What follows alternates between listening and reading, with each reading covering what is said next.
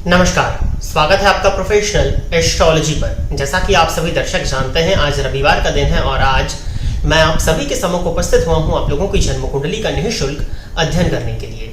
निःशुल्क जन्म कुंडली अध्ययन की सीरीज में आज तक हमारे 164 कार्यक्रम बन चुके हैं और इस सीरीज का जो आज का कार्यक्रम होने वाला है ये 165वें नंबर का कार्यक्रम होने जा रहा है। साथ ही साथ इस सीरीज में आज तक 879 लोगों की जन्म कुंडली का अध्ययन निःशुल्क रूप से हो चुका है और आज के इस कार्यक्रम की जो पहली जन्म कुंडली होगी ये 880वें नंबर की जन्म कुंडली होने वाली है। यदि आप इस कार्यक्रम को देखते हैं और इस कार्यक्रम के माध्यम से आपका कुछ भी लाभ होता है, चाहे वो आपकी जन्म कुंडली का अध्ययन हो, चाहे आपको ज्योतिष सीखने में कुछ हेल्प मिली हो, तो आप इस वीडियो को लाइक करें। साथ ही साथ इस चैनल को सब्सक्राइब करें ताकि इन फ्यूचर जो भी कंटेंट मेरे द्वारा इस चैनल पर अपलोड किया जाता है उसका नोटिफिकेशन आपको मिलता रहे। यदि इस कार्यक्रम के माध्यम से आपका कुछ भी लाभ होता है तो आप इस वीडियो को ज़्यादा से ज़्यादा लोगों के साथ में शेयर करें ताकि और भी लोगों का लाभ हो और उसका माध्यम आप सभी दर्शक बने।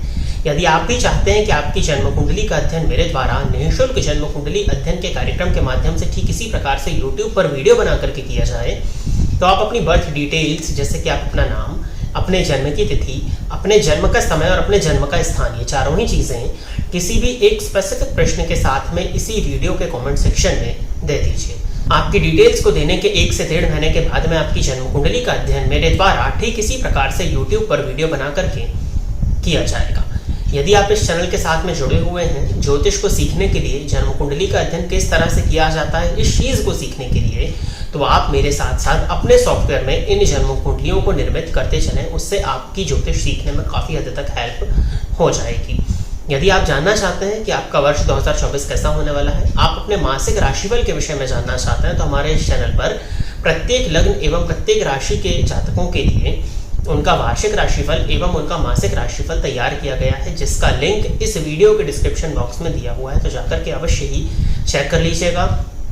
उपायों को भी उन वीडियोस में सम्मिलित किया गया है, तो उस वीडियो को देख करके उन उपायों को करके आप अपनी लाइफ में कुछ बेहतर परिवर्तन ला सकते हैं। अब हम बिना विलंब किए अपने आज के इस कार्यक्रम की शुरुआत करते हैं और आज के इस कार्यक्रम का जो पहला प्रश्न है, ये आईडी है लीगल लेंस नाम से आईडी है और शिवम जी ने अपनी जन्म कुंडली दी हुई है। तो शिवम जी आप तैयार रहें, आपकी जन्म कुंडली मैं ले रहा हूँ। डेट ऑफ बर्थ इन्होंने दिया है 21 मार्च 2001, रात के 9:05 का इनका जन्म है और जन्म स्थान है वाराणसी, उत्तर प्रदेश।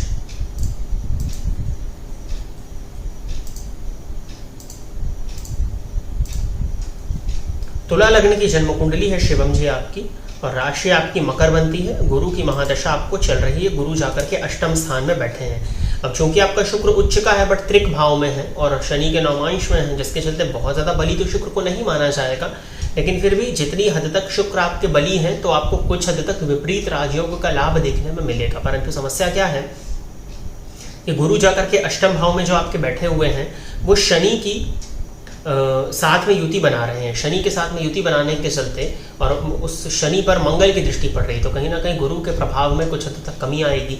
अब तुला लग्न के जातकों के लिए यदि देखा जाए तो गुरु अकारक प्लैनेट होते हैं या आप कह सकते हैं सामान्य शब्दों में मारक होते हैं, तो गुरु की महादशा बहुत ज़्यादा अच्छी तो नहीं दिखाई देती, लेकिन फिर भी नवमांश कुंडली में गुरु लग्नेश होकर के धन भाव में बैठे हैं तो कुछ हद तक तो बेनिफिट यहाँ पर हमको देखने में मिल ही जाएगा। प्रश्न इन्होंने पूछा है जज बनने की संभावनाएं हैं क्या। देखिए, अब ये भी एक बहुत ज़बरदस्त बात होती है कि आपके सामने बैठा हुआ व्यक्ति या जिस व्यक्ति की आप जन्म कुंडली देख रहे हैं वो व्यक्ति जो प्रश्न करता है आपसे या उसके मन में जो भावनाएं उत्पन्न होती हैं, जो वो बनना चाहता है या अपनी लाइफ को लेकर के वो किसी भी तरह का मेजर डिसीजन लेना चाहता है, उसके योग उसकी जन्म कुंडली में होते हैं, तभी वो उन चीज़ों को पूछता है।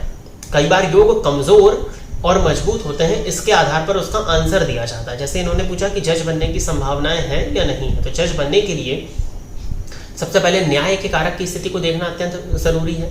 तो न्याय के कारक होते हैं शनि, वो अष्टम स्थान में जाकर के बैठे हुए हैं 2 अंश पर, और गुरु जो कि ज्ञान के कारक हैं और उच्च पद प्रतिष्ठा के कारक होते हैं। सूर्य को भी उच्च पद प्रतिष्ठा का कारक कहा गया है, परंतु ऊंचाई, किसी भी पोजीशन पर ऊंचाई पर पहुंचने के लिए गुरु की अत्यंत आवश्यकता होती है।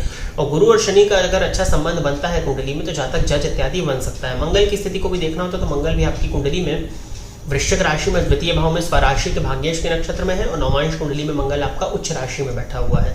तो कहीं ना कहीं जज बनने के योग बनते हैं, परंतु वो जज बनने के योग जो है वो कमज़ोर हैं आपकी कुंडली में। तो क्या जज नहीं बन पाएंगे? जी नहीं, ऐसा नहीं है। सूर्य आपकी कुंडली में काफ़ी कमज़ोर दिखाई पड़ रहे हैं मुझे, क्योंकि जन्म आपका रात का हुआ है। सूर्य को अगर आपके थोड़ा सा बल दिया जाए, गुरु और शनि की युति जो है, इसमें गुरु की अगर कुछ उपाय आपके द्वारा कराए जाते हैं तो बिल्कुल जज बनने की संभावनाएं आपकी कुंडली में बनती हैं और आपको मना नहीं किया जा सकता, आपको इसके लिए प्रयास करना चाहिए। अब रही बात क्या उपाय आपको करने चाहिए, तो उपाय के तौर पर सबसे पहले तो आप हनुमान जी की अत्यधिक आराधना प्रारंभ करिए। हनुमान चालीसा का नित्य 3 बार पाठ करना आपके लिए अत्यंत आवश्यक है। चंद्रमा भी आपकी कुंडली में मकर राशि में, फलस्वरूप मानसिक अशांति अभी ड्यू टू 7.5 आपको हो रही होगी, तो हनुमान जी की आराधना करिए। शनि के बीज मंत्र का नित्य आपको एक माला जाप करना चाहिए, ये उपाय करना भी आपके लिए अच्छा होगा। नित्य हनुमान जी के मंदिर में जा सकते हैं या कोई भी मंदिर आपके घर के आसपास हो, वहां जाकर के दर्शन करना, ब्राह्मणों का आशीर्वाद लेना, ये उपाय करने से भी आपके गुरु को पॉजिटिव वे में बल मिलेगा। और चने की दाल या चने की दाल से बने हुए जो भी व्यंजन होते हैं, यानी कि बेसन से बनी हुई जो भी चीज़ें होती हैं, पीली चीज़ों को यदि आप गाय को खिलाते हैं, गौशाला में दान इत्यादि करते हैं, तो उससे भी आपके लिए काफ़ी हद तक लाभ देखने में मिल जाएगा। सूर्य की आराधना, सूर्याष्टकम का पाठ और रविवार के दिन नमक का त्याग करिए। इन कुछ उपायों को करके आप अपनी प्रिपरेशन को जारी रखिए। आपकी कुंडली में जज बनने के योग हैं जो कमज़ोर है, तो इन उपायों को करके उन योगों में मजबूती आपको देखने में मिल जाएगी। आगे बढ़ते हैं। अगली जन्म कुंडली जो है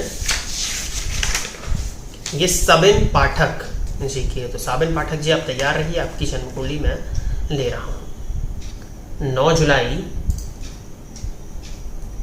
1990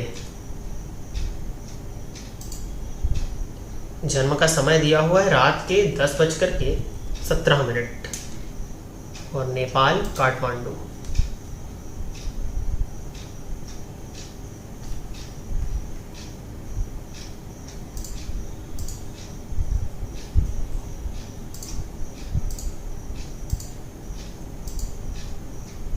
कुंभ लग्न की आपकी जन्म कुंडली है और राशि आपकी मकर बनती है। प्रश्न इन्होंने किया है, पंडित जी कब मैरिज होगी और वाइफ कैसे मिलेगी, मैरिड लाइफ अच्छा होगा क्या? कुंभ लग्न की जन्म कुंडली है आपके, 90 का आपका जन्म। गुरु की महादशा तो आपको प्रारंभ हो गई है। गुरु की महादशा के पहले राहु की महादशा थी, जो कि थोड़ा परेशानी का कारण बना आपकी कुंडली में। पंचम भाव में सूर्य बैठे हैं, उस पर शनि की दृष्टि है। 2 विच्छेदात्मक ग्रहों का प्रभाव पंचम भाव में। पंचम भाव के स्वामी बुध है, षष्ठ स्थान में बैठे हुए हैं केतु के साथ में, षडबल में अत्यंत कमजोर है। मंगल की दृष्टि से दृष्ट, जहां पर मंगल की नीच दृष्टि पड़ रही है और राहु की दृष्टि भी बुध पर पड़ रही है। प्रेम के कारक जो शुक्र हैं, जो दाम्पत्य के कारक भी हैं, वो मंगल और सूर्य के बीच में राहु की दृष्टि से दृष्ट। फलतः आपकी जन्म कुंडली नवमांश की स्थिति को भी देखा जाए तो सूर्य राहु शनि, तो कुछ स्थिति तो इस प्रकार की दिखा रही है कि किसी एक रिलेशनशिप में आप रहे हैं, हो सकता है वो लंबा रिलेशनशिप हो और वो रिलेशनशिप एंड हुआ है, किसी के साथ इन्वॉल्वमेंट राहु की महादशा में आपका होना चाहिए, इस बात का प्रमाण आपकी जन्म कुंडली देती है। बाकी ये योग है, अब आपसे बात करके ही पता चलेगा कि इस तरह की कोई स्थिति है या नहीं है। फिर भी यदि हम विवाह की बात करते हैं आपकी कुंडली में, तो मकर राशि आपकी है। मकर राशि के अकॉर्डिंग विवाह के योग अभी चल रहे हैं। विवाह के कारक गुरु स्व राशि के बैठे हैं आपकी कुंडली में, स्व नक्षत्र के बैठे हैं। विवाह के कारक गुरु स्व नक्षत्र में मिथुन राशि में वर्गोत्तमी होकर के बैठे हुए हैं, जो कि विवाह की स्थिति को निर्मित करते हैं। परंतु शुक्र का चतुर्थ भाव में जाकर के बैठ करके राहु की दृष्टि से दृष्ट होना भी कुछ हद तक परेशानी का कारण बन रहा है। अब गुरु की महादशा है, आपको प्रयास करना चाहिए आपकी बर्थ प्लेस से ईस्ट और साउथ ईस्ट दिशा से शादी का रिश्ता आने की संभावनाएं हैं, तो यहाँ पर आप प्रयास करें।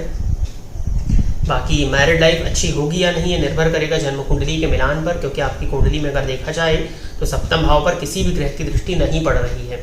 सप्तम भाव का सुप्त होना ही कहीं ना कहीं विवाह ना होने के पीछे आपकी कुंडली में कारण बन रहा है। फिर भी मैं आपको यही सलाह दूंगा कि बाकायदा जन्म कुंडली का मिलान करके आपका विवाह हो। बहुत ज़्यादा अच्छे से मिलाने की भी जरूरत नहीं, बट जो मुख्य पॉइंट्स होते हैं वो तो एटलीस्ट मिल जाए कि दाम्पत्य को ठीक से चलाया जा सके। कुंभ लग्न में दाम्पत्य जीवन, मकर लग्न में दाम्पत्य जीवन, तो आपकी चंद्र कुंडली जो है वो मकर लग्न की बन जाएगी और कुंभ लग्न, इसमें दाम्पत्य जीवन बहुत औसत दर्जे का होता है। बहुत अच्छे दाम्पत्य की कल्पना आप नहीं कर सकते, परंतु फिर भी शुक्र जो कि अच्छा है, तो कुंडली का मिलान करके यदि विवाह किया जाता है तो दाम्पत्य का कुछ हद तक सुख आपको दिलाया जा सकता है। अब वाइफ का स्वभाव थोड़ा सा उग्र दिखाई पड़ रहा है, उग्रता पूर्ण रवैया आपकी वाइफ का। हालांकि शुक्र स्वग्रही है, तो शुक्र के स्वग्रही होने के चलते शुक्र के भी गुण कुछ वाइफ के अंदर आते हुए दिखाई देते हैं, परंतु फिर भी उग्र नेचर होने वाला, थोड़ा सा अहंकारी स्वभाव हो सकता है। बाकी अगर कंपैटिबिलिटी अच्छी होती तो बहुत ज़्यादा चिंता करने की ज़रूरत नहीं है। लेकिन हाँ, कुंडली का प्रॉपर मिलान होना चाहिए। बिना कुंडली मिलान करे विवाह करेंगे तो विवाह चलने में दिक्कत होगी। कुछ हद तक पसंद से विवाह, प्रेम विवाह के योग आपकी कुंडली में बनते हैं। वो स्थिति आपके पास्ट के विषय में मुझे नहीं पता है। कुंडली जो चीज़ बता रही मुझे बस उतना ही समझ में आ रहा है, तो एक बार हो सके तो आप बात कर लीजिएगा। बाकी गुरुवार का व्रत करिए, गुरुवार के दिन स्नान के जल में एक चुटकी हल्दी डाल करके स्नान करिए, और शुक्रवार से प्रारंभ करके पत्नी मनोरमाम देही मनोव्रतानुसारिणी तारिणीम दुर्ग संसार सागर से कुलोद्भवाम, इस मंत्र का नित्य एक माला जाप करिए। और जो मैंने नवरात्रि का वीडियो बनाया था, उस नवरात्रि के वीडियो को जाकर के सर्च करिए। जो पूजा पाठ वाला प्लेलिस्ट है उसमें आपको नवरात्रि के दोनों ही नवरात्रियों के वीडियो देखने में मिल जाएंगे। जो शारदीय नवरात्रि होती है वो, और चैत्र नवरात्र का भी वीडियो बनाया था, तो दोनों ही वीडियोस को देख लीजिएगा।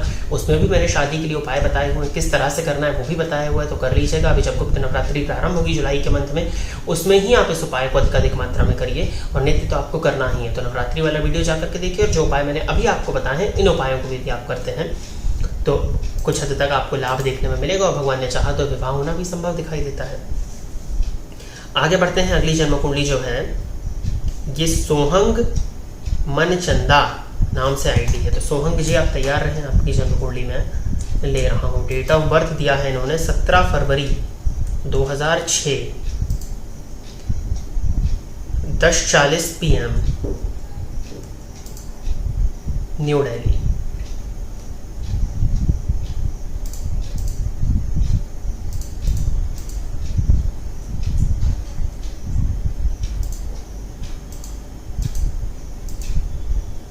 तुला लग्न की जन्म कुंडली है, राशि कुंभ, राशि कन्या बनती है आपकी, और लग्न में गुरु बैठे हैं जाकर के।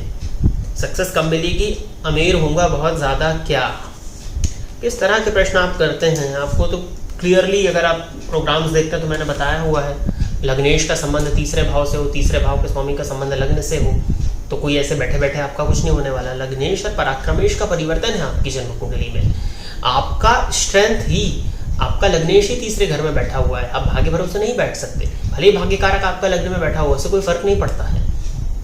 तुला लग्न की कुंडली में तृतीय पति गुरु है ना, भाग्य के कारक तो वो है, बट तीसरे के स्वामी होकर के लग्न में है। तो इस कुंडली में उनको जो रूलरशिप मिली है, जो घर मिला है, वो पराक्रम का मिला है। तो पराक्रम पति का संबंध लग्न से बन गया है। अब वो 24 डिग्री पर है, गुरु के ही नक्षत्र में बैठे हुए हैं। तो यदि जब तक आप पराक्रम नहीं करेंगे तब तक आपके जीवन काल में कुछ भी नहीं होने वाला है। तो पराक्रम भाव का स्वामी लग्न में और लग्नेश का पराक्रम से संबंध बनना इस बात को प्रदर्शित करता है कि आपको आपके जीवन काल में सभी चीजों की प्राप्ति आपके पुरुषार्थ से ही होगी। आपकी कुंडली का स्ट्रेंथ ही आपका पुरुषार्थ है।